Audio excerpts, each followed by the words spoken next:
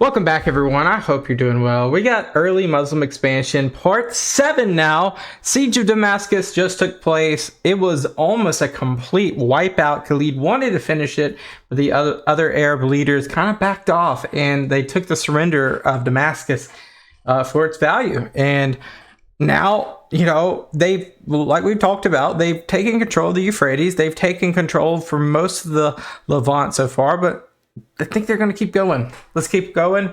I'm glad you're here with me. Let's go. Not a full-on invasion. Syria and Egypt were the most important provinces of the empire, and the fall of the former would mean that the land route to the latter was cut, and it was now also vulnerable to being occupied. Emperor Heraclius couldn't allow that, so he started sending orders to the provinces in order to bring in more reinforcements to the region. Simultaneously, the political situation in the Caliphate had also changed, as Caliph Abu Bakr passed away in late August of that year and was replaced by Umar. Okay. The new Caliph immediately started implementing administrational and military reforms, creating new administrative positions in the provinces and changing the formation of the army from the one created on the tribal principle to a more centralized one. Immediately after his ascension, Umar sent a letter to the army, relieving Khalid of his post and appointing Abu Ubaidah in his place. What? But why? He's the greatest commander I've ever seen. We don't know if this was part of the reforms, or as some sources claim, it happened due to the previous animosity between the new caliph and the general. In any case, it seems that before the messengers could reach Damascus, the 3-day peace the Muslims promised Thomas had passed, and Khalid, alongside 5,000 cavalry, guided by Jonah, started pursuing the Romans. Thomas had around 10,000 people with him, both soldiers and citizens of Damascus, but instead of finding refuge in one of the nearby towns, this group was heading towards Antioch, and that allowed the Arab Is that where Hercules is? cavalry to catch up to them to the south of Latakia sometime in late September. The details of the engagement, now known as the Battle of Maraj al-Dabaj, are scarce. Maraj al-Dabaj. According to the Muslim sources, a cavalry detachment of a few hundred caught up and took position to the south of Thomas. The Romans immediately noticed them, deciding that they would be able to defeat this small group with ease. To the surprise of the Romans, as soon as the Arab cavalry and Roman infantry started fighting, another group of Khalid's horsemen appeared to the east. Of course. Shock and awe. And also, what do you call it? A lot of distractions and a lot of, evasive maneuvering. That's just kind of been his staple. Although the Romans had thousands of refugees in their midst, This might be the last battle we watch with Khalid. Muslims, and a portion of their infantry formed up to face the new threat. However, a half hour after the battle was joined here, a third group of Arab cavalry started charging from the north, and the Romans barely got into a defensive formation in time to prevent it from breaking through. Dang. Thomas's situation was becoming dangerous, as the route to Damascus was now cut off. But the Romans were still fighting on an equal footing, and the battle raged on 3 sides. An hour later, Khalid himself appeared to the west with the largest part of his army and charged the Romans. Despite the fact that Thomas managed to get a few units to this front, they were swept aside almost immediately, and the Arab cavalry was now deep inside the Roman formation. Thomas was soon killed. The Roman resistance continued for some time, but was broken within an hour. Some soldiers and refugees managed to slip away to the north, but the majority of the Romans were either killed or captured. Khalid lost just a few hundred troops. Of course. I mean, he's not really taking many L's as what we've seen. Immediately afterwards, the Arabs headed to Damascus and reached it in early October. Apparently, Abu Ubaidah already received the messenger from the Caliph and informed Khalid of his demotion. According to sources, the latter accepted it without much protest, but it did change the flow of the Caliphate's expansion in the region. Abu Ubaidah was much slower and more deliberate than Khalid. Umar preferred a more hands-on approach to the armies, often issuing orders after every engagement, which slowed down the campaigns due to the distance to Medina. He even placed informers in the army, which made Abu Ubaidah even more careful in his decisions. Informers, just basically people to report back to the Caliph? At the same time, the Muslims received some reinforcements, bringing the total number of their troops to 30,000. That's not a lot, though. But they're making with what they got. However, that wasn't the only change in command made by Umar, which brings us back to Iraq, where Khalid left Muthanna in charge of a 9,000-strong army in 634. For the next few months, Muthanna, whose numbers weren't enough to conquer any more lands, implemented the tactic of raids in order to keep the superior Sassanid forces at bay.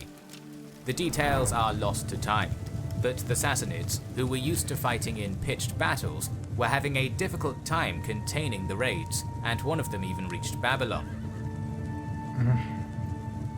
The best Sassanid commander, Rostam, who basically controlled the court of the 10-year-old Shah Yazdegerd. 10-year-old? That's right. That's crazy. Was reluctant to leave the capital, worried that it might incite another revolt. But Muthanna's raids were too dangerous, so the general decided to take command over the forces in Iraq and marched south, supported by the Sassanid generals Bahman, Jaban and Nasi, and the Armenian noble Jalinus. Even before this multi-pronged counterattack began, Muthanna knew that he needed reinforcements and sent a messenger to the capital. By August, they're like pretty fast with the abilities of getting more cavalry, more reinforcements, because that's a lot of ground to make up. Their scouting must have been excellent to be able to understand timing, pacing, and figure out how much resources we need and how quick we can get them, because they're going to be here in X amount of time. It's really impressive, actually. Messenger was in Medina, just in time for the ascension of Umar. The new caliph appointed Abu Ubaid, not to be confused with Abu Ubaidah, to command in Iraq, and gave him 6,000 or so troops to reinforce Muthanna. To 15. No. The latter was now informed of the Sassanid counterattack, and when Jaban got close to Al-Hira in late September, the Arab commander abandoned it, retreating to Kafan. By early October, Abu Ubaid joined him, bringing the total strength of the Caliphate's force to more than 15,000, a similar number to that commanded by Jaban, who crossed the Euphrates and was now at... It seems like if the Sassanids just like overwhelmingly just attack, they would easily take all this territory. But they have the troops, they have the firepower. They're just sitting on their hands, it seems like. Like Jaban has the same amount of troops as the reinforcements plus the original army in this area. It just seems that if Narsi, Jalinus, and Bahman just went across the Euphrates, they would basically have all their land back. It's just interesting. At Namarik. The details of the battle at Namarik are not clear, but it seems that Jaban suffered a minor defeat and was forced to retreat beyond the river. They're just undefeated? Decided to fight the... That's crazy. We haven't seen a single Arab defeat yet. Well, I mean, not when I say Arab, you know what I mean. Like the Rashiduns. We haven't seen them lose yet. It's crazy almost. Approaching Sassanid armies in detail, and marched north towards Kaskar, hoping to defeat the smaller army under Nasi and knock him out. Although the Muslims won again, the Persian army managed to retreat mostly intact, and Abu Ubaid, who knew that Jalinus might cut his retreat to Al-Hira, moved his army double time to prevent this from happening. Indeed, the army of the Caliphate reached the city before Jalinus blocked them. The closest Sassanid armies to Al-Hira were those of Jalinus and Bahman. A letter from Rostam ordered them to unite their troops, cross the Euphrates, and attack the city. Oh, okay. We're about to have something. In late October of 634, their united armies, numbering around 20,000, Battle of the Bridge, attempted to force the river near Kufa, but Abu Ubaid and his 15,000 were able to halt this crossing. For some time, the armies stood in front of each other screaming insults, until a Sassanid emissary approached Abu Ubaid with Bahman's message: "Either you cross over to our side and we shall let you, or we shall cross over to your side and you must let us." Although his officers protested it, Abu Ubaid was eager to cross and fight in a pitched battle, so he ordered his army to do that. Seeing this, Bahman repositioned his troops slightly to the north, allowing... Okay, that's interesting. It's a little bit of the gentleman's and do I see elephants in this army? Do I see elephants? But yeah, that's really interesting that they would be gentlemen about it right here. Allowing the Muslims to move across and form up. Unlike previous battles, the Persians had a dozen or so elephants, and they were placed in the vanguard with heavy cavalry between them and the infantry in the second echelon. That's so weird. How do you fight on an elephant? That's so weird, but interesting at the same time. Abu Ubaid's army crossed the river in 2 hours and started to get into formation, once again with horsemen in front and the footmen in the second line. Bahman continued to wait, and it was Abu Ubaid who gave the order to his soldiers to attack. The Arab cavalry galloped forward, but their horses were scared of the elephants, probably seeing them for the first time, and the charge stopped before it managed to reach the Sassanid lines. In response, Bahman moved his archers to the front it's not looking good. and commanded them to shoot at the retreating Arabs. The volleys killed and wounded many, and when the leaders of the army of the Caliphate attempted to move their archers forward to start skirmishing, the whole Arab line became chaotic and disjointed. The Persian commander used that and directed his cavalry and elephants to attack. While the cavalry was mostly stopped, the elephants easily created wedges everywhere they struck. The Arab army was slowly but surely forced More back. elephants? The presence of the elephants was panicking the horses, so in order to stabilize the front, Abu Ubaid commanded his horsemen to dismount. He led a group of warriors himself, killing a few elephants and their entourages. However, another elephant was sent towards the Arab leader, and soon he was killed by... Dang! Many other Muslim leaders were killed, and their army started fleeing in chaos, and the Sassanids started chasing them. Muthanna was one of the last remaining commanders, and he achieved some degree of discipline and organization at the crossing, leading the rearguard and allowing the remainder of the army to retreat. He was badly wounded during the fight, but his actions saved thousands. Okay. The Battle of the Bridge was the first battle the Persians won in this war. More than 10,000 Muslims lay dead, while the Sassanid casualties were around 2,000. And I mean, they just led 15,000, 6,000 reserves, and then 9,000 originals. And this is just the first like major defeat that we've seen. And guess what? It's the first one without Khalid. So, what does that tell you? It tells you that the military reform was not maybe the best. Over the following weeks, Bahman didn't pursue Muthanna, who withdrew to Ulays and returned to Ctesiphon. Some sources claim that there was another rebellion against Rostam, others that Bahman was sent to deal with the Turkic raiders.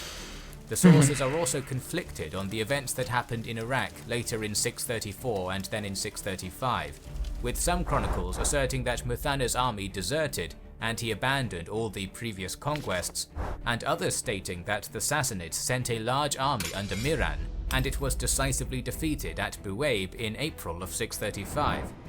In any case, this lull in action allows us to return to the Levant.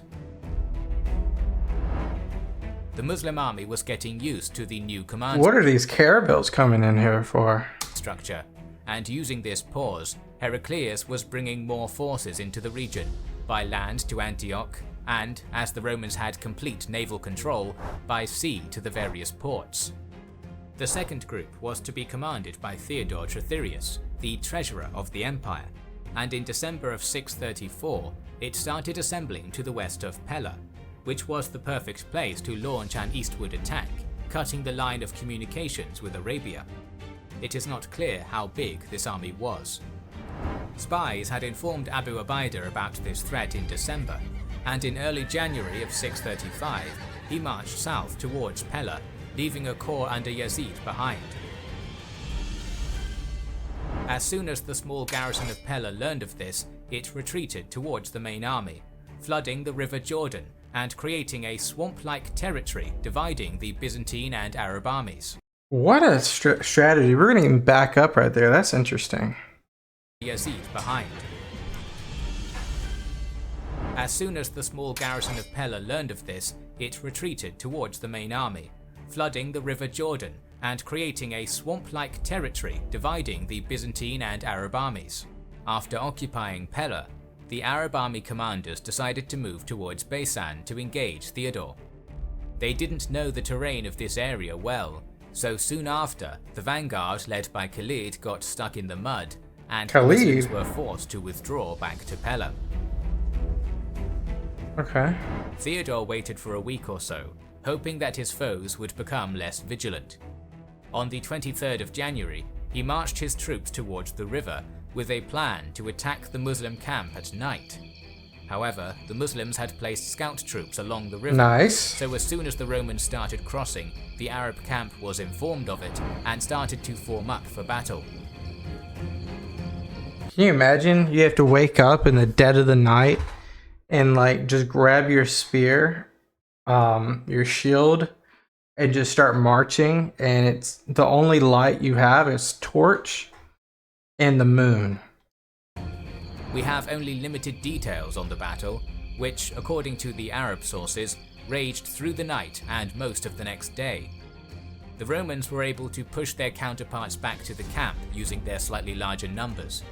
According to one chronicle, Theodore was wounded in one of the charges, and the resultant loss of morale made the Romans retreat.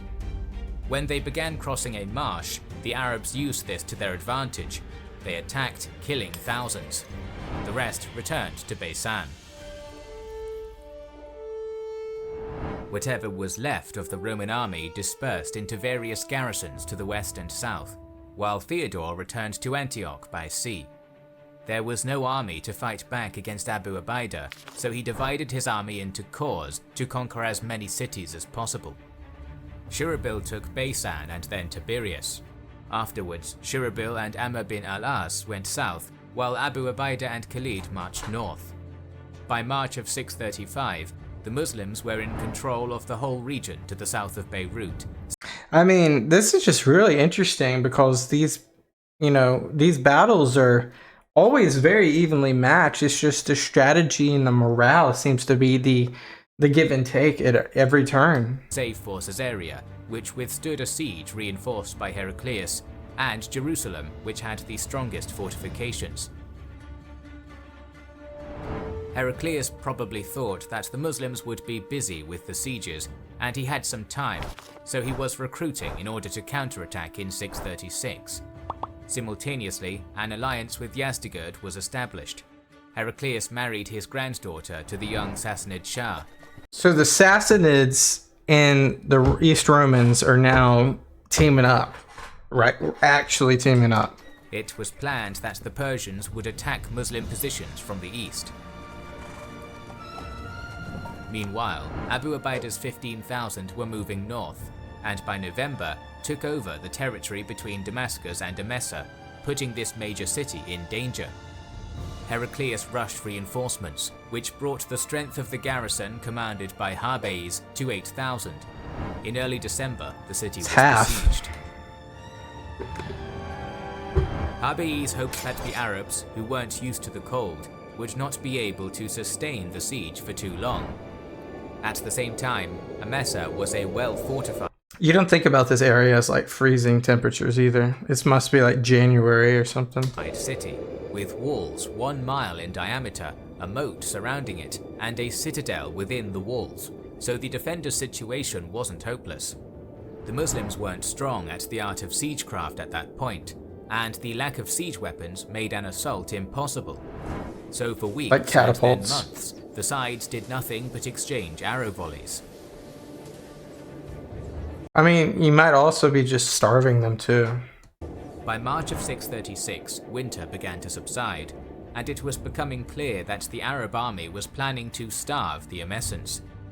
food supplies were getting dangerously low, so Harbiz decided to sally out and kill as many foes as possible, believing that it might end the siege. He left small units to defend the walls and concentrated more than 5,000 near the southern gates. Initially, this sortie was very successful. The Muslims were caught unprepared and were outnumbered 2 to 1, which led to hundreds of casualties and forced them to retreat under Harbiz's pressure. However, Khalid managed to get his cavalry together, arriving to the area of battle shortly after. They're just going through them. Now on the Arab side, and this was enough for the Romans to break off the fight and return to the safety of the walls. The defenders were jubilant and not at all surprised when the Muslim army gathered to the south and started withdrawing. Harbiz decided that he could score a brilliant victory and immediately marched out of the city with the same 5,000. He caught up with the retreating Muslims a few miles to the here they south, come. Here comes the cavalry. but as soon as his mounted troops started charging, Abu Ubaida's units turned back and attacked. A few minutes later, the Romans were surrounded from all sides. Like, this happens every single time. You would think they would learn. Harbiz was killed, and only a few hundred of his soldiers escaped. After a short battle, the Arabs returned to the city, and the garrison, which was left leaderless, surrendered. Meanwhile, to the north, Emperor Heraclius had been preparing an army to counterattack for some time. Various sources provide numbers of this army ranging from a very modest 30,000 to the fantastical 400,000. It should be noted that the chroniclers who wrote on this war lived at least 1 or 2 generations after the events, so their depictions weren't based on first or even second-hand accounts. We know Then it's very hard to tell, but there's got to be something that you can dig up and figure out. That at the peak of the Byzantine Sassanid War of 602 to 628, Heraclius was able to raise an army of 70,000 for his attack on the Sassanid Empire, but that army had a considerable Göktürk element. At the same time, the Byzantines had to keep some forces in Italy, the Balkans and the Caucasus in order to check the encroaching Lombards, Slavs, Avars and Khazars. There's just so many people encroaching everywhere. In our opinion, the Byzantines outnumbered their opponents at least 2 to 1, but considering the logistical situation in the area of operation, their numbers were below 100,000. Okay. We can roll with that. Heraclius, who was now in his 60s, suffered from edema, so he wasn't going to lead the army, predominantly made of Greeks, Armenians and Christian Arabs, personally. Instead, the army was divided into 5 columns, commanded by 5 generals. Okay, we're going to stop right there, guys, because it looks like we're coming up. We just took care of the siege of Emesa. We're going to have the Battle of Yarmouk, and then eventually the Battle of Kadasaya. This was a longer video. We wanted to cover what we cover. We covered the Battle of Miraj al-Dabaj, Battle of the Bridge, Battle of Pella, and then the Siege of Emesa. I think that was, we saw reform happen. Khalid kind of have like, he's like a lieutenant at this point. They suffered their first defeats. The Sassanians are getting a little bit of confidence, and then the Eastern Romans, they are just losing, just like they've been losing. The entire Levant might go down soon enough. I think the only thing they have going for them is naval superiority at this point, because the Muslims don't have anything like that right now, it seems. So they do have the Mediterranean still, but it feels like they're going to have to give up a lot of territory here to kind of like make amends, especially since they have so many foes other places as well. Appreciate you guys watching. This was part 7. Part 8 and part 9 will be the last 2 parts of this documentary. We'll have part 8 be the Battle of Yarmouk, and then part 9 be Kadasaya. Appreciate you guys watching. Leave video recommendation down below. Peace out. Bye bye.